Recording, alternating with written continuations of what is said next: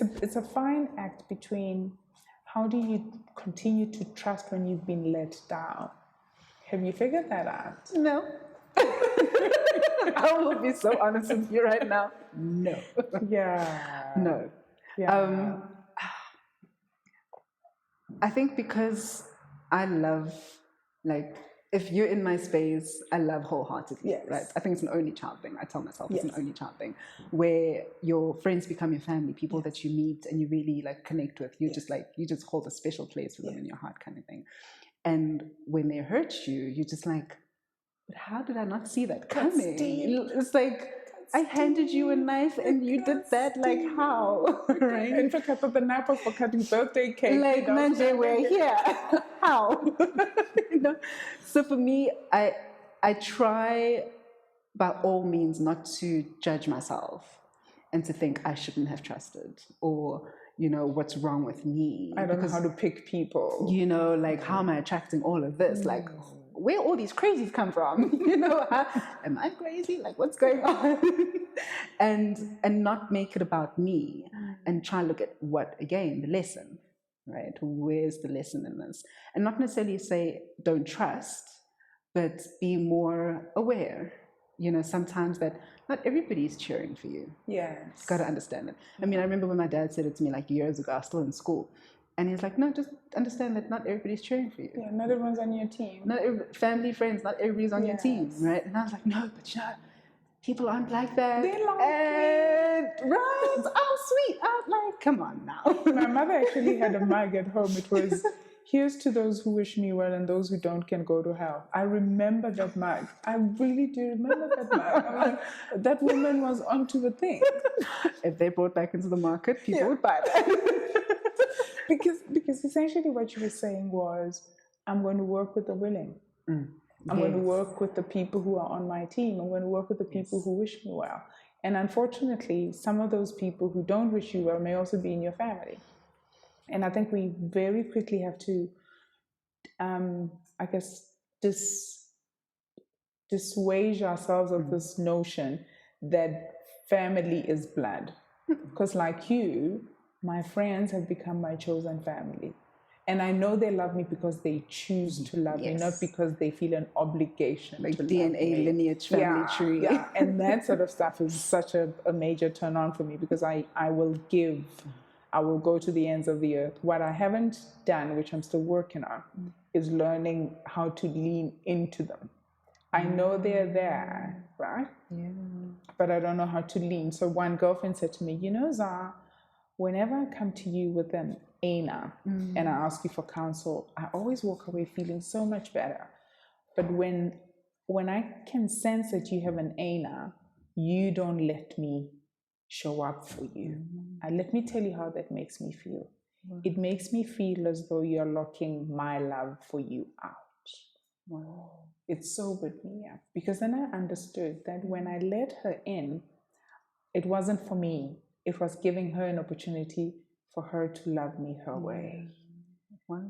You know, and it's wonderful when girlfriends can raise you in that way, to go, you are beautiful at showing up for me. Let me show up for you. Because when in the moments when you don't, and I've had to learn that, because it's not so much I don't want to lean into you.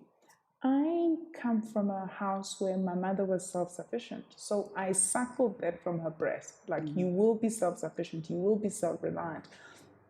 But I realized how much of an impediment it can be.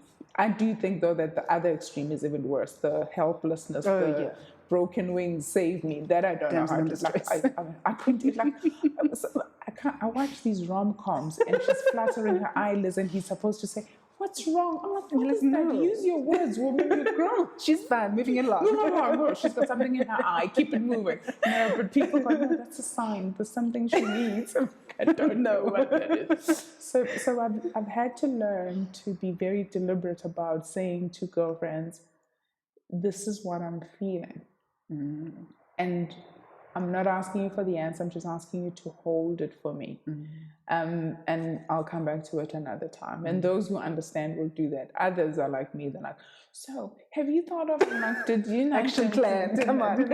Miss Fix Out, don't fix this, don't fix it. Yeah. So where does your belief in feminism then bleed into your purpose? Say what now? Where does your belief in feminism bleed into your purpose? I got it the first time and I was like, I'm doing it deliberately. I was like, so whoa. Maybe let's give you time to think about that by asking, what are you figuring out as your purpose? I think for me... Because it's a word, I mean, this word has become so pregnant, right? And I think its potential can almost be neutralized if we just throw it out, right? It's like this love thing. I love ice cream, but I love Phumeza. I'm like, okay, is that the same? What's like, how does that work? What is that? Love you guys where? So, purpose.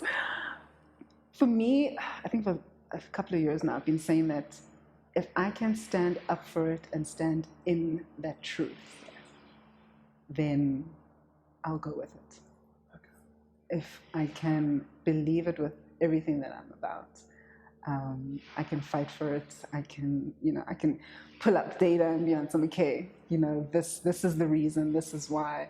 If I start this, it'll benefit, long term. Yes. And for me, it's not an immediate thing where I need to see the results. Yes. It needs to be something that the generations to come can feel the impact of it. It doesn't have to be like multitudes of people. It can be like one individual. It starts with my daughter, right? And the generation she comes into and afterwards. And for me, that would be having achieved my purpose. But what would that be? What would the showing up and staying in it, what does it look like? So what does raising your daughter in the light of your purpose look like? Sure. To be really okay with confronting some truths and working through those things. With her. With her, but not necessarily like having her carry it. Like me being able to say, okay, I'll work through this. So this has been the lesson, and pass it on to her. Okay. And be like, in situation X, Y, and Z, this is what's going down. But I got this lesson out of it. So in life, if ever there's a situation that comes like this, look out for X, Y, and Z, and then proceed with caution. Okay. And let her be. Okay. Kind of thing. Because I think there may be times when we try to like protect all the time. And I want to be in a position where I can just share that knowledge with her and say, these are the opportunities, this is the information, this has been my journey, right? I'm still going through it, I'm learning through it, I'm figuring out, but these have been the big key milestones where I chose door A instead of B, and this is how it went. Okay. And when I realized that actually I should have picked the other door.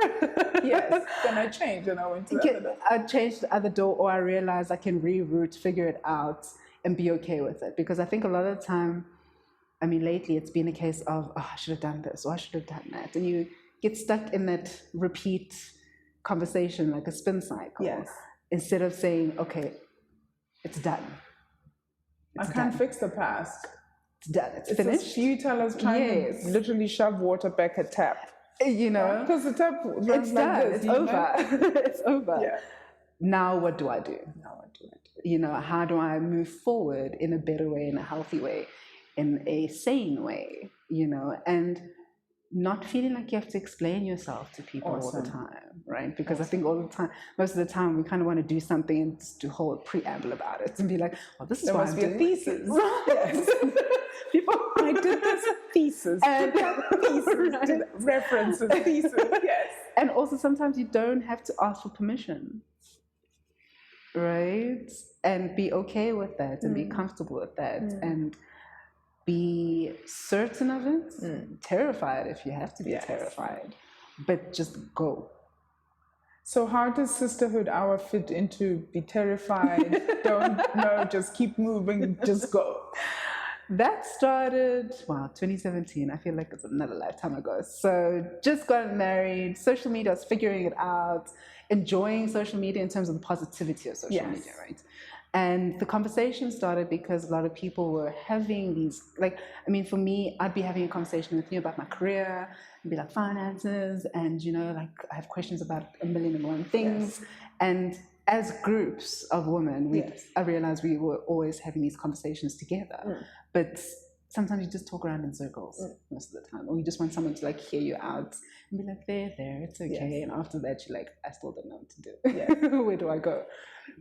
So took it to an online platform, women in business, finding out about taxes, finding out about finances, getting married, what kind of contract do you need, getting divorced, how do you unbundle everything, having kids, not having kids, careers, and navigating so many different things about our lives that sometimes we don't have a point of contact to go to, whether it's an older person, whether it's an aunt, whether it's your mom, because some conversations are like, I'm not trying to have sex conversations with my mom. Okay. Like, why? But how did you come into the world?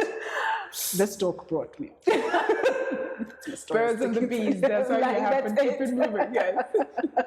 You know, so it was trying to find a space where we could have those conversations in a positive manner. But instead of feeling like, okay, we've just vented, what have been the takeouts? But what have you learned about yourself? And what's been the most surprising thing you've learned about women in that community? I didn't really want to answer this question. You do want to answer this question because I'm going to wait. What have you learned about others and what have you learned about yourself? What I've learned about others is that people just really sometimes just want a space where knowledge is shared and information is shared, and they could also safely share and ask questions. Because a lot of the time walking around, you feel like you're expected to know stuff. And if you don't know, people are like, but how do you not know that? And you immediately feel judged and you zip it up and you just carry on and you fake it until you make it. Got it. And just having a space where you can share and you can open up and say, I've made this mistake, I'm finding this challenging. And having other people just give their time to share and give you a space to offload if you need to, or come up with ideas on how to move forward from whatever situation that you're in. Yes. That's a lot of the time what people want, you know, without being judged. Because you know the space, you know social media. It can go south very quickly. But I do think that the people who are mean anonymously are the most miserable people in life. Exactly. And I'm happy to put that on the record, because if your mean tweet was accompanied by your picture and a billboard, and you're okay to stand by it, then you're a special child of God, and I send you back to him, her, it with grace. But many people would shrink. Yes. If what the things they say behind the comfort of a keyboard were matched. Right. Like, look at the guy who was bussed with his BMW or Mercedes, whatever, looting, right? And he's supposed to be some director of something. It is the integrity for me is who you are when nobody's watching.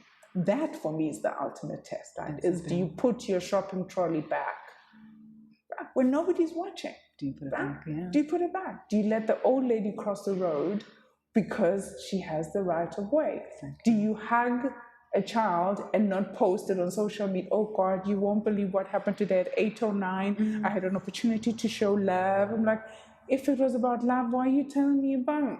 Huh? Exactly. Wishing your beloved happy birthday on Instagram. If you woke up with her, why are you telling me?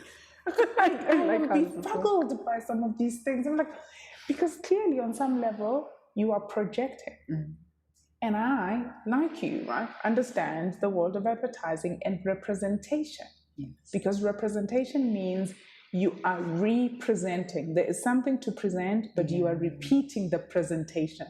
What is your intention? That is the fundamental question. What is your intention? Because if your intention is to show the world that Phumeza doesn't have it all together, what is it to you that she doesn't have it all together? Exactly. Why not leave her on her journey? Oh no, I want to show the world that Zai used to be mean to me when I worked at a bank called ABSA in 2013. It is true, I was a different human being. I was a jackass. I'm not a jackass now. So what do you want to do about it? And that's the thing. It's so disheartening in a sense when people aren't giving you that allowance and that grace to be like, actually, that was 1,000,000 years ago. Learned my lessons, carried on. This is where I am. No, I disagree with you. I think that's the thing we were talking about earlier about permission. Like, don't wait for people to give you the grace. Give it to yourself. Shower yourself with this grace. Like, I know for myself that I'm a better human being now. And I know because it comes from a greater sense of clarity. I have less insecurities, right? So you can't offend me by being mean to me. If anything, like this morning, we wrote a letter to somebody who came through to us via the website. And he says, I want to learn about leadership, coaching, and strategy. And the solutionist on the team then says, fantastic, here is the process that will help us understand more about your needs. African man picks up the phone and harangues her, like proper. He was rude, he was entitled, he was dismissive. He says, so who is Sizagele? How do I know that you guys are not a fly-by-night? Who have you worked with? What is my ROI if I spend my money with you? I'm like, wow. Hello, African.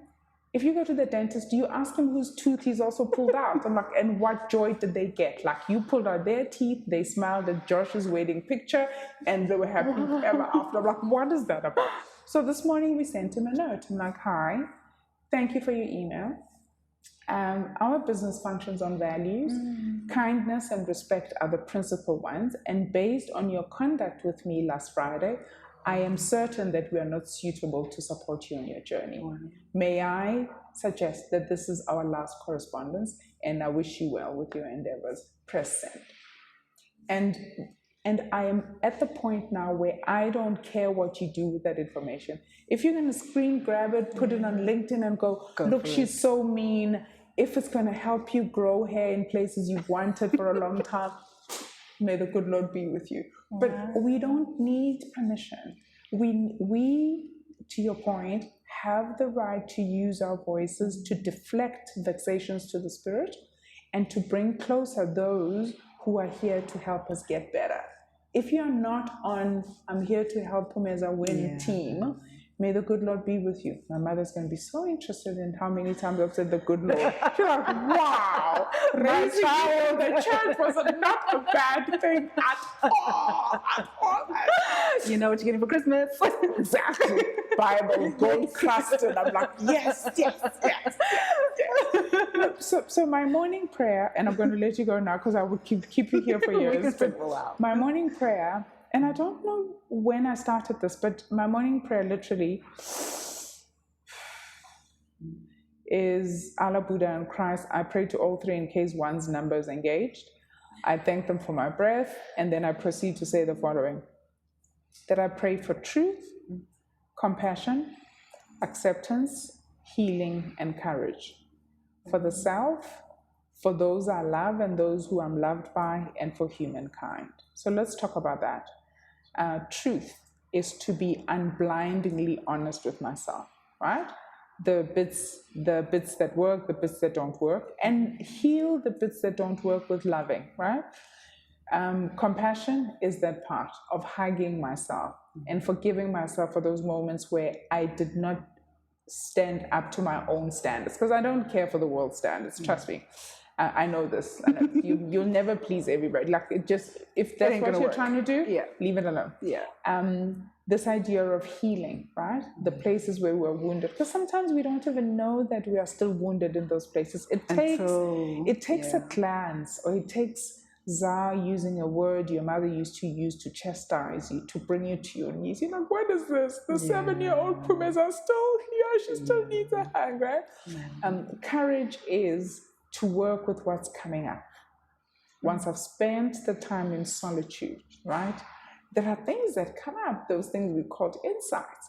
I need to work with those to apply them so I can get better, right? Because Buddhism speaks about this pendulum between ill-being and well-being. And the choice is always there. It is, how do I start to make consistent choices that promote my well-being? Right? So that's what I send into the world every morning. And by extending it to humankind, it's because I really, really think that we all could benefit from that sort of stuff. So that's very true. Here's what I'm going to ask you, because you now know that I have you in my prayers in the morning. What does coming full circle mean for you? Because you are evolving, you are professionally an entrepreneur, you are mother, you are wife, you are daughter, you are friend, right? You are a host, you're a gatherer, you're a connector. But what does coming full circle mean for Phumeza? Sure. Coming full circle for Phumeza means peace of mind and peace of heart. I think as you're actually talking about your morning prayer, funnily enough, early this morning I was chatting to a friend of mine, she's a psychosocial therapist, and she was running these workshops about self-love. And I was like, it's important that, yes, you have self-love in terms of relationships, but it has to start with self. Because as much as you do the inner work, as you get your insights, you start realizing your relationships do start evolving, right? And some fall away, some evolve with you, some you're like, not sure about that one, let's park, right?